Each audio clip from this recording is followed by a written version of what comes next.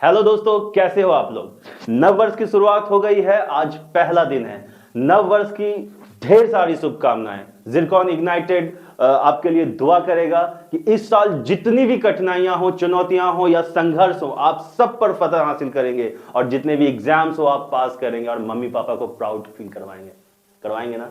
चलिए आगे बढ़ते हैं। पिछले पार्ट में हम लोग विटामिन ए और विटामिन बी कॉम्प्लेक्स के बारे में पढ़े थे और आज पढ़ने वाले हैं विटामिन सी। बहुत ही इंपॉर्टेंट विटामिन है दोस्तों, अच्छे से पढ़ेंगे। इसका साइंटिफिक नेम होता है एस्कॉर्बिक एसिड। ओके, इसका फंक्शन होता है कोलेजन सिंथेसिस। सबसे इंपॉर्टेंट फंक्शन होता है ये कोलेजन सिंथेसिस, मतलब कोलेजन को बनाने में सबसे महत्वपूर्ण भागीदारी जो निभाता है वो है विटामिन सी। एक्चुअली कोलेजन जो है हमारे शरीर के कोशिकाओं का निर्माण करता है, टिश्यू का निर्माण करता है और घुटनों का, जोड़ों के चिकनाहट को बनाने में ये अहम भूमिका निभाता है। अगर सोच लो कि घुटनों में चिकनाहट ना रहे तो क्या होगा, मतलब आपको गठिया तक हो सकता है, जोड़ों में दर्द भी हो सकता है, बहुत दर्द होता है दोस्तों। ठीक है, तो ये विटामिन सी कोलेजन बनाने में महत्वपूर्ण भूमिका निभाता है। और कोलेजन कितना जरूरी है जान चुके हैं आप लोग। एंटीऑक्सीडेंट बनाने में विटामिन सी का हाथ होता है। एक्चुअली एंटीऑक्सीडेंट कोई कंपोनेंट नहीं होता, ये एक प्रक्रिया होती है। ओके, जिसमें कुछ कण जो है लड़ते हैं बाहरी कण से और बाहरी कण को हरा के भगा देते हैं। ठीक है, उस कण के निर्माण के लिए विटामिन सी जिम्मेदार होता है। चलिए, इनहेंसेस आयरन एब्जॉर्प्शन। अब आपको पता है कि आयरन हमारे शरीर में कितना इंपॉर्टेंट है। आयरन हीमोग्लोबिन का निर्माण करता है। हीमोग्लोबिन को बनाने में सबसे ज्यादा अहम आयरन की वजह से ही हीमोग्लोबिन लाल दिखता है। आरबीसी कोशिका में जब तक आयरन नहीं होगा, ठीक है, तो हीमोग्लोबिन बनेगा नहीं। और आयरन के एब्जॉर्प्शन में सबसे बड़ा हाथ होता है किसका? विटामिन सी का। कितना महत्वपूर्ण है देख रहे हैं, तो इसको याद करना बहुत बहुत बहुत जरूरी है। अब देखिए, बूस्ट इम्यूनिटी। अब आपके शरीर में कोलेजन सिंथेसिस हो रहा है, एंटीऑक्सीडेंट हो रहा है, आयरन एब्जॉर्प्शन हो रहा है जो कि ऑक्सीजन को चारों तरफ भेजता है, ले आता है। ठीक है, तो इम्यूनिटी तो बूस्ट होगी ही, है ना। ठीक है, चलिए अब बात करते हैं इसकी डिफिशियंसी की। एक महत्वपूर्ण बात तो भूल ही गया। विटामिन सी आपके शरीर में, मतलब आपके पेट में डाइजेशन के लिए भी महत्वपूर्ण भूमिका निभाता है। ओके, डाइजेशन, ये डाइजेशन। ओके, चलिए अब बात करते हैं डिफिशियंसी की। तो डिफिशियंसी में सबसे भयंकर रोग जो विटामिन सी की कमी से हो सकता है वो है स्कर्वी। देख रहे हो आपके गम्स, मतलब दांतों से खून आ रहा है ना, मतलब झुर्रियां पड़ सकती है, बहुत ही बदसूरत दिख सकते हैं आप विटामिन सी की कमी से। अब देखिए, विटामिन सी की कमी से आपके पैरों में छाले पड़ रहे हैं, कहां कहां से दाग दिख रहा है ना, ये स्कर्वी के ही फोटो है। तो स्कर्वी ना हो इसके लिए आपको कुछ अच्छा अच्छा खाना पड़ेगा। उसके सोर्सेज जो सबसे महत्वपूर्ण सोर्सेज हैं उसमें एक आंवला है। ओके, आंवला याद रखेंगे, एग्जाम्स में भी आता है। सबसे महत्वपूर्ण सोर्स विटामिन सी का कौन है? तो आंवला। उसके बाद है सिट्रस फ्रूट्स, जैसे संतरा, नींबू, है ना, strawberry, bell peppers, broccoli. Okay, तो विटामिन सी कितना महत्वपूर्ण है ये तो आप जान ही चुके होंगे। आगे चलते हैं।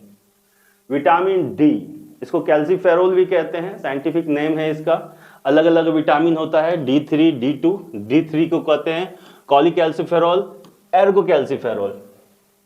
फंक्शन इसका क्या है? Calcium absorption. अगर आपके शरीर में कैल्शियम एब्जॉर्ब नहीं होगा तो क्या होगा? हड्डी कमजोर पड़ जाएंगी, है ना। इसीलिए विटामिन डी का एब्जॉर्प्शन बहुत जरूरी है कैल्शियम के लिए। Bone health, immune support. खैर, इम्यून सपोर्ट तो विटामिन है, मैंने पहले ही कह चुका है कि विटामिन जो है शरीर का डॉक्टर होता है, तो ये एक कॉमन सा आंसर है, इम्यून सपोर्ट। ओके, लेकिन ये दो चीज, कैल्शियम एब्जॉर्प्शन और बोन हेल्थ, बोन की मजबूती के लिए विटामिन डी की बहुत आवश्यकता होती है। इसके डिफिशियंसी क्या है? रिकेट्स इन चिल्ड्रन, ऑस्टियोकैल्सिन और रिकेट्स। ये ऑस्टियोकैल्सिन में क्या होता है? आपके जो हड्डी होती है वो खोखली होने लगती है, झड़ने लगती है, कमजोर होने लगती है। बहुत बहुत मतलब कि आपके शरीर का बोझ भी जो है वो हड्डी नहीं उठा सकती, इतनी कमजोर हो जाएगी। बाकी चिल्ड्रन का देखिए, ये पैर कितना टेढ़ा है ना, सीधा होना चाहिए ना, ये टेढ़ा है। ये किसके कारण हो गया? रिकेट्स के कारण हो गया। ये अधिकतर गरीबों की बस्ती में जाएंगे तो आपको मिल जाएगा, रिकेट्स इन चिल्ड्रन। अब ये ना हो और आपको प्रॉपर विटामिन डी मिलता रहे तो उसके लिए आप क्या करेंगे? सबसे पहली बात, सुबह का सूरज। सुबह का सूरज मतलब ठंड के समय में हो या गर्मी के समय में, सुबह का सूरज के पास जाइए, आप पूरा शरीर खोल करके उसके सामने चले जाइए, ठीक है, आपको विटामिन डी मिल जाएगा। दूसरा, फैटी फिश, मतलब फिश की चर्बी में विटामिन डी होता है।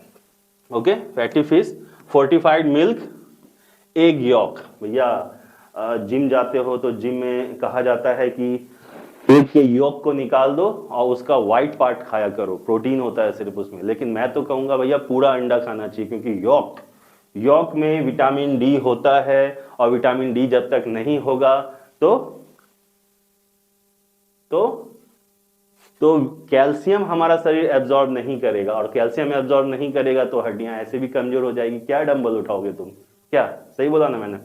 तो एक बार मैं फिर से कह देता हूं कि विटामिन डी सूर्य के प्रकाश से होता है, सूर्य के प्रकाश से। दूसरा, एग यॉक में। अगर जिम में कोई कहे कि भैया एग यॉक को फेंक देना है, सिर्फ व्हाइटिस पार्ट खाना है क्योंकि प्रोटीन उससे मिलता है, तो भैया मैं कहूंगा कि एग के पूरे पार्ट को खाइए, क्योंकि यॉक में विटामिन डी होता है, और विटामिन डी कैल्शियम को एब्जॉर्ब करता है, और कैल्शियम जब तक आपके शरीर में एब्जॉर्ब नहीं होगा तो हड्डियां मजबूत नहीं होंगी। चलिए, हाँ ये बात अलग है कि विटामिन डी के अलावा भी उसमें कुछ फैटी चीजें पाई जाती है, जिसका डिस्कशन हम आगे करेंगे। ओके, अब बारी आती है विटामिन ई की। Scientific name tocopherol. फंक्शन क्या है? एंटीऑक्सीडेंट की संरचना करता है, protect cell membrane. Cell membrane क्या होता है? जैसे आपका ये सेल है तो इसका जो कवरेज पार्ट होता है ना, लिफाफा जो होता है ना, उसको सेल मेम्ब्रेन कहते हैं, और उसको वो बनाने में मदद करता है। ठीक है, अगली बार है ऑक्सीडेटिव डैमेज। ऑक्सीडेटिव डैमेज से बचाता है। क्या होता है ऑक्सीडेटिव डैमेज? तो मैं बताऊंगा कि एक फ्री रेडिकल्स होते हैं,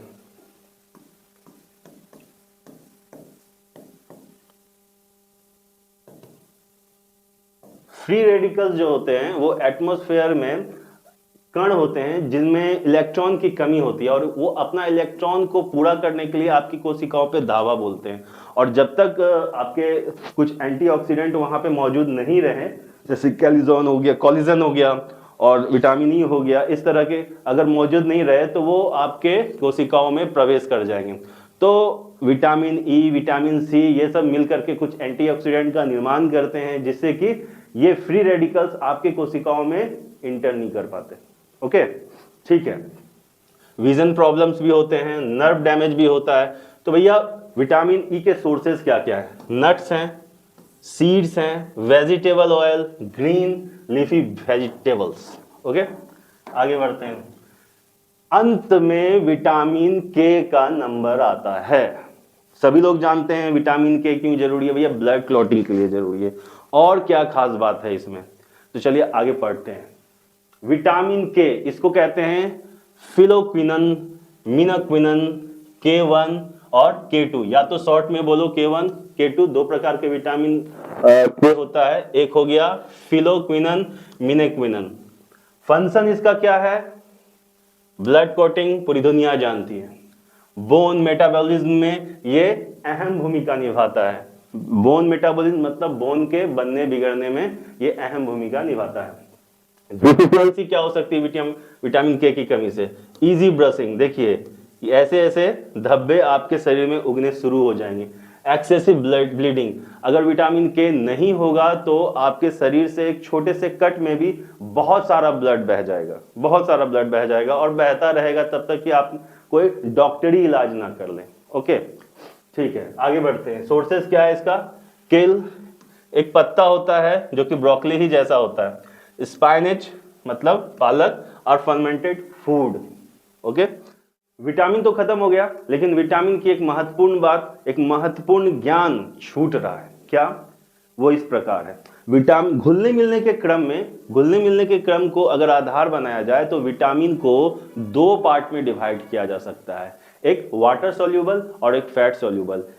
विटामिन के एक ऐसे ग्रुप होते हैं जो पानी में घुल जाते हैं और कुछ ऐसे ग्रुप होते हैं जो पानी में नहीं घुलते, फैट में घुल जाते हैं, और इसका भी बहुत सारा काम है, ठीक है। और इसके पीछे भी बहुत बड़ा राज छुपा हुआ है, क्या, वो हम डिस्कस करेंगे। तो पहले हम लोग मान लेते हैं कि ये वाटर के पार्ट में है, ये फैट के पार्ट में, हम लोग फैट में ADE और वाटर में B और C। Okay, fat soluble vitamin, water soluble vitamin. अब देखिए, इसको हम लोग शॉर्ट में कीड़ा भी कह सकते हैं। कीड़ा, कीड़ा फैट में सॉल्यूबल है, कीड़ा पानी में सॉल्यूबल नहीं है, KEDA। ओके, अब देखिए वाटर सॉल्यूबल B और C, इसका सोर्सेस क्या है, ये है लेमन, ऑरेंज और पल्सेस। ओके, अब देखिए ये काम क्या करता है, this gets eliminated through sweat and urine. ये जो विटामिन होता है B और C, ये डेली आपके पसीने से, आपके पेशाब से निकल जा रहा है। ओके, अब अगर हम बात करें फैट सॉल्यूबल की, ADE के, ये कैरोट, मिल्क फिश ऑयल, इन सब में आता है। किसी भी ऑयल, किसी भी ब्रांड का ऑयल लीजिए, उसके ब्रांड के नीचे एक कंटेंट लिखा होगा विटामिन ADE के नहीं हो सकता, लेकिन ADE जरूर होगा सब में। तो इसकी सबसे राज की बात यह है ना कि ADE जो होता है, ये आपके शरीर में फैट के साथ ही जमा हो जाता है, ये निकलता नहीं है। B और C पेशाब और पसीना में रोज निकल जाता है, लेकिन ADE जो है ना, आपके शरीर में ही स्टोर्ड होता है, जैसे लीवर फैट में जाके जमा हो जाएगा। तो इसको ज्यादा नहीं खाना चाहिए, क्योंकि आपके शरीर में ऑलरेडी ये है। आप एक्सरसाइज करो और उसको रिलीज कर लो, है ना। अगर आप एक्सरसाइज नहीं करते, सुस्त बैठे रहते हो, तो ADE तो जमा होता रहेगा, और इससे क्या होगा, इससे और बीमारियां पैदा हो जाएगी, है ना। इससे और बीमारी, जैसे किडनी स्टोन वगैरह होता है ना, तो इसी कारण से होता है कि एक्सेसिव आपने ADE स्टार्ट मतलब जमा कर लिया अपने शरीर में, तो ये स्टोन बन जाता है। और ये एक प्रकार की बीमारी है, और भी सारी बीमारियां हो सकती हैं इससे। तो इसका सोर्स क्या है, कैरोट, मिल्क और ऑयल। ऑयल तो आप घर घर में होता है, हर ब्रांड का ऑयल है, और उसमें लिखा होता है, अभी जाकर के देख लीजिए, ADE। This gets stored in the body along fat, so it should consumed in moderation। सहज के खाना चाहिए इसको, रोज नहीं खाना चाहिए। लेकिन B और C इसको रोज खाना चाहिए, क्योंकि ये तो निकल जाता है, लेकिन इसका काम भी बहुत महत्वपूर्ण है। अगर ये दोनों B कॉम्प्लेक्स, कितना बड़ा ग्रुप है इसका, है ना, B कॉम्प्लेक्स का, और C का कितना महत्वपूर्ण काम है, और इसको तो आपको रोज खाना चाहिए। आंवला खा लो यार, आंवला खा लो, मीट मछली खाते हो, अंडा खाते ही हो, हरी पत्तीदार सब्जियां खाते ही हो, तो समझो ये रोज खा रहे हो, है ना। तो भैया विटामिन तो खत्म हो गए। अब आगे हम लोग अगले चैप्टर में मिलते हैं। धन्यवाद।